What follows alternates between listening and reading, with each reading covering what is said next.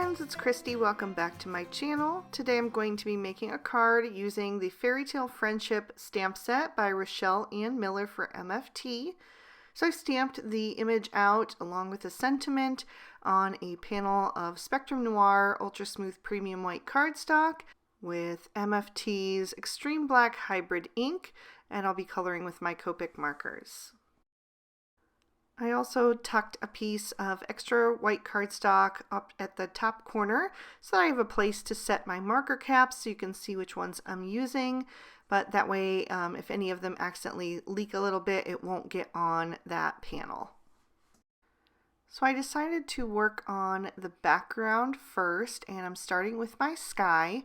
For that, I'm using BG Quadruple Zero, BG10 and BG11. I started on the left side of the tree, put down a little bit of that BG11 closest to the trunk, and then blended out with the other two shades so that I get a nice fade on the outside edge. And then I'm coming back in with that BG11 and starting to work around the other side of the tree with all the little critters. So whether or not you choose to do the background first or at the end is really just personal preference, and I kind of switch it up. It depends on the scene that I'm doing.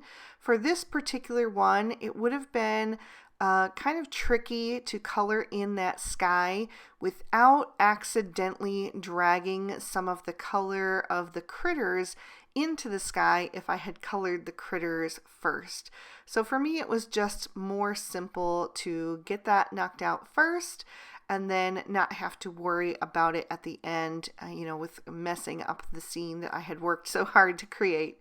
And also because the sky is such a pale color in this case, it's a lot easier to just get it done first, and it won't, have any of those streaks that would be hard to remove if you did accidentally drag anything into it. So now that I've worked on the middle portion, I'm going to finish up on the right hand side. Just add a bit more of that color, again sticking with the darkest shade, that BG11 closest to the images, and kind of fading out as I get toward the edge. I wanted that to get kind of soft all around the edges in the scene and kind of fade like it would in a storybook. So that's why I chose to do it that way. I'm moving on to my tree trunk now, and I'm using E70, E71, E74, and E77. This particular brown combo has a lot of gray tone in it. And my backyard, we have a lot of trees there, and so I always look out at them, from either my craft room or the breakfast table or wherever. And a lot of the trees in my backyard are kind of gray toned. They're not like a really dark brown. So I thought this combo would be really good for that.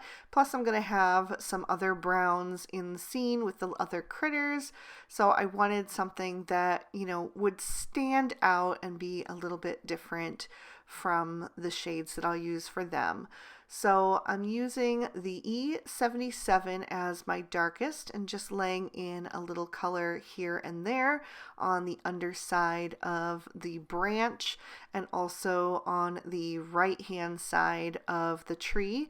And again, I chose to put it on the right because I wanted to keep the edges of the scene really soft, and also because the tree isn't completely filled in at the top on the left, so I wanted it to cut kind of hazy as I get to that section of it.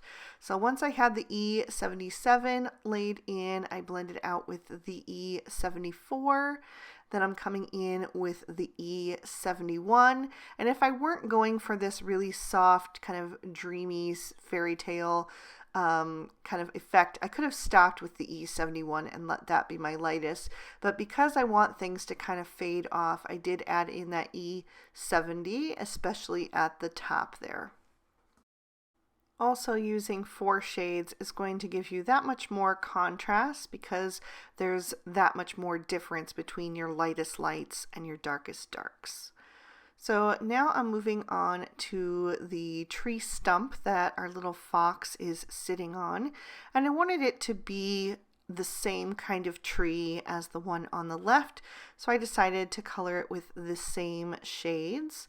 So I'm using that E77 on the edges and also at the top rim, outlining a few of those artist drawn lines, and also adding a little shadow behind the grasses. And then again, blending out with the E74 and the E71. And I'm really only using that E70 toward the bottom where it's going to kind of fade into the grassy area, and then a tiny little highlight on that left-hand side. And I'm going to use that E70 to color in the top of the trunk where it's been cut, because that is the lightest shade in that color family. And then I'm moving on to the rock that the bunny is sitting on. And I decided to pull in some warm grays for that. So I'm using W1, W3, W5, and W7. I use the W7 to add a little shadow up under the bunny and also where the little porcupine is sitting, and add some little streakiness to the rock as well, just so it doesn't look completely smooth. It looks a little more realistic. And then I'm blending that out with the W5 and the W3, and then a little bit of that W1 to just kind of fade in the edges and create a little bit of a highlight where the sun would be kind of bouncing in there. I did feel like the W7 got pushed back just a little too far, so I did come back in with my W5 and W3 to just smooth that color out. And then I'm going to move on to my grasses. For those, I'm using G40, G43, and G46, starting with that G46 and adding some shadow on the top edge of the grass, kind of just accentuating each of those little stems, and also adding some color right in front of that stump. Since it kind of just fades into the ground, I wanted to delineate that a little bit more to add a bit more contrast so that it looks like the grass is growing in front of it. And then I'm going to use the E43 to begin to blend that out.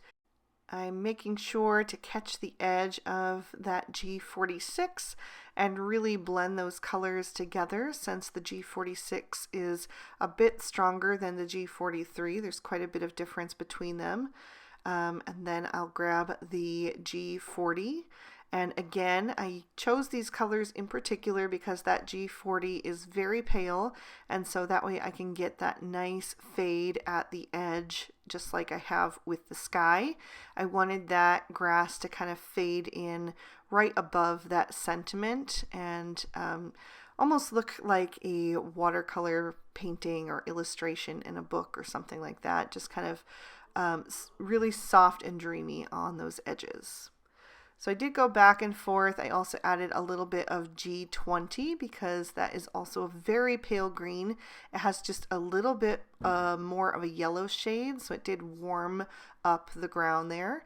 And then I'll go back to my original three shades, the G40, G43, and G46, and I'm going to color the leaves on the tree. But to make them look a little bit different than the grass, I'm using a bit more of that G46 and a lot less of that G40. That way, you know, they're just a little bit more substantial, because I don't need those to kind of fade at the edges. I just want to create enough contrast to, you know, make them lift off the scene.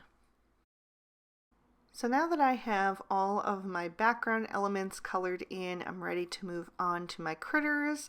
And I'm going to start with my fox.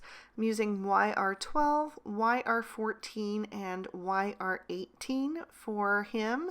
This is my favorite combo for red foxes. This particular orange combo has a bit of a brown undertone to it, so it just looks a bit more natural to me. So I'm starting with the YR18 and laying in some shadow on his tail and on the back of his body, and also outlining his head and ears.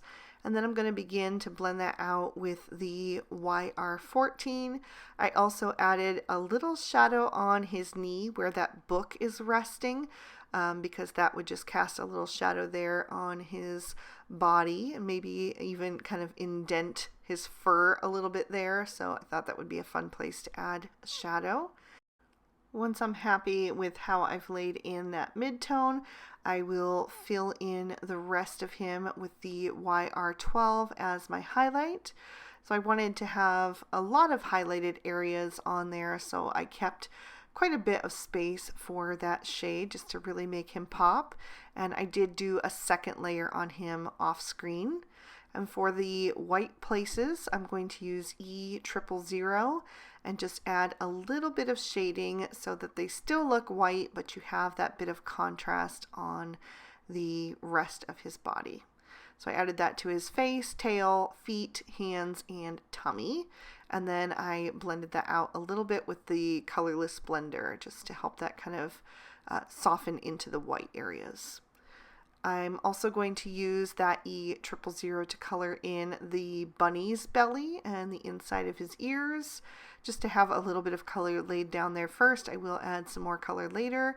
And then I also used it to color in the little porcupine's face and use that colorless blender again to soften the edges. For the rest of my porcupine, I'm using E43, E44, and E47, and I am kind of laying in some shadow first with that E47, kind of giving him a little bit of shading on the outer edge of his body, and then following those little artist-drawn squiggle lines to create some texture. And then I'm going to blend that out with the E44.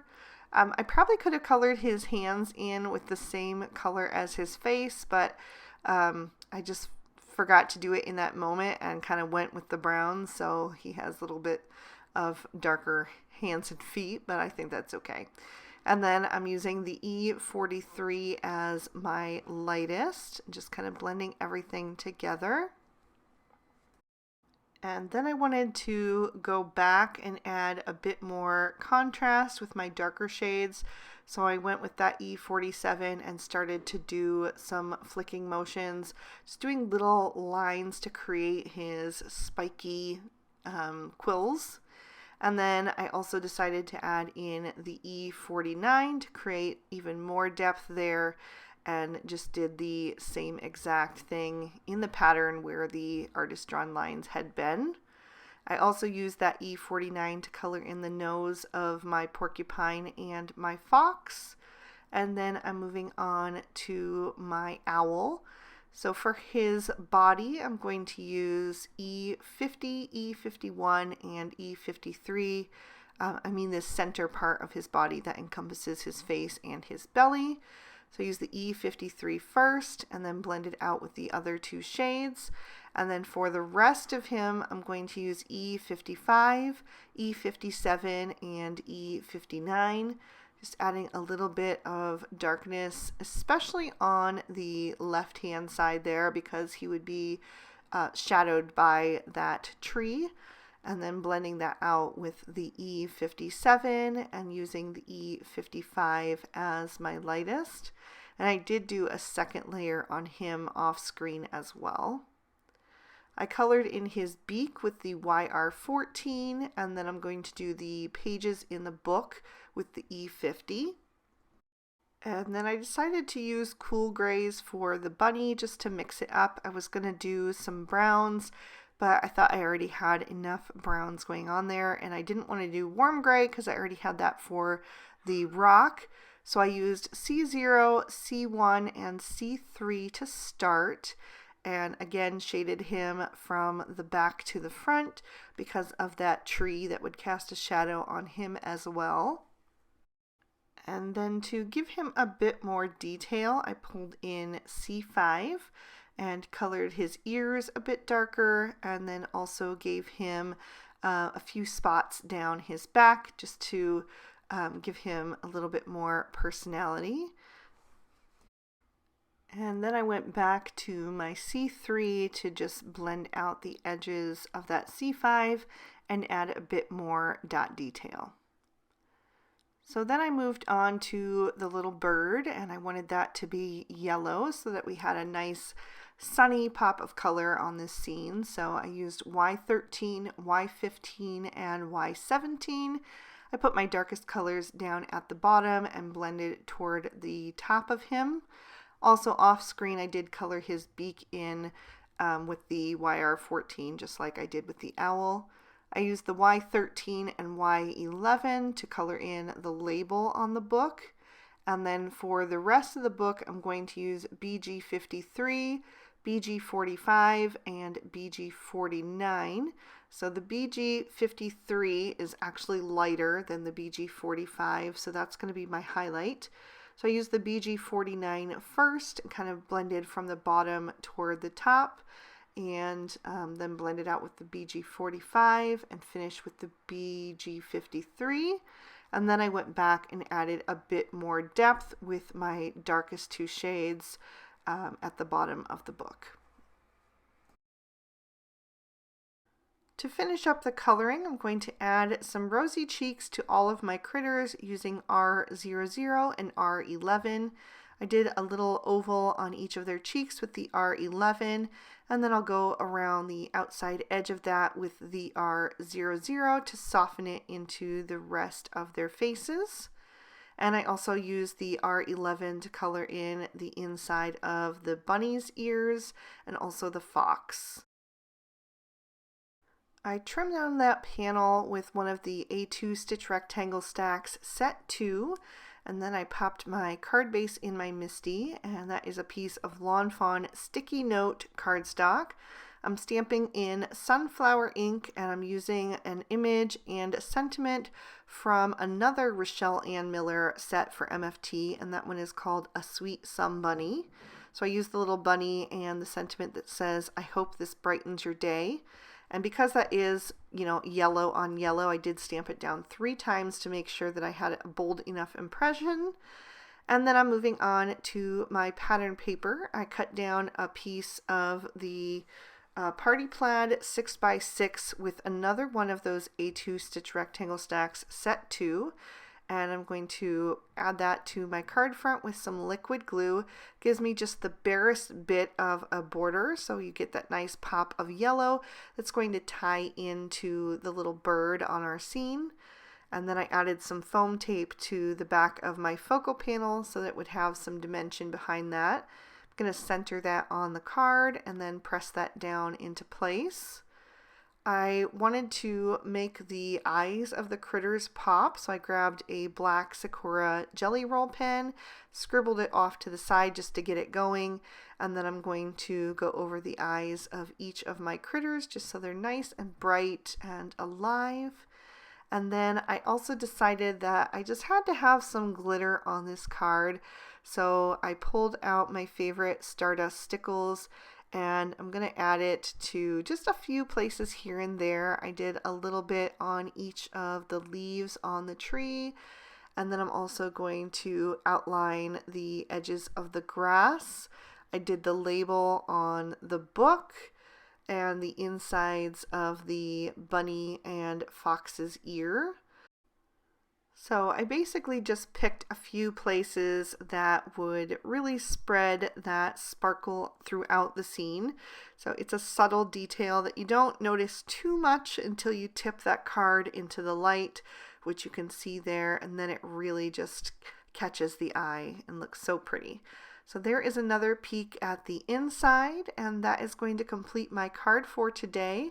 I really hope you guys enjoyed this one. I just absolutely love this image. I think it's so sweet. So if you did like it, please be sure to hit that thumbs up and subscribe if you haven't already. You can ring that notification bell so you'll be sure that my videos always show up in your feed. And if you're interested in any of the products that I used today, you'll find them listed and linked below the video in the description bar. If you'd like to keep watching, here are 2 extra videos I thought you might also enjoy, and I hope you all have an absolutely amazing day. Bye-bye.